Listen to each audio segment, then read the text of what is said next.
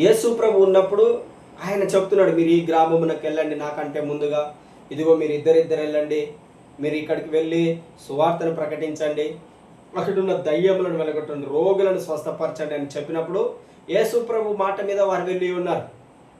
కానీ ఈ యేసు ప్రభు లేనటువంటి సమయంలో వాళ్ళకి ఏం చేయాలో అర్థం కాక వాళ్ళు కామన్గా ఉండిపోయినారు.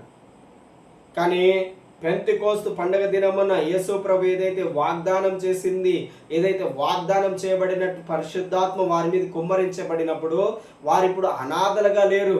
వాళ్ళిప్పుడు దేవుడు ఏ విధంగానైతే తమతో ఉన్నప్పుడు ఏ విధంగానైతే ఉన్నదో అదే విధంగా ఇప్పుడు దేవుడు వార్పు ఫిలిప్పుకు దేవుడు చెప్తున్నాడు ఆత్మ ద్వారా. దేవుని యొక్క దూత వచ్చి ఉన్నది. ఏం చెప్తున్నది? నువ్వు ఎక్కడికి వెళ్ళాలి? దక్షిణముగా వెళ్ళి యెరూషలేము నుండి గాజాకు పోవు అరణ్య మార్గమును కలుసుకొనుము. ఎంత స్పష్టంగా డైరెక్షన్ చెప్తున్నాడు చూడండి.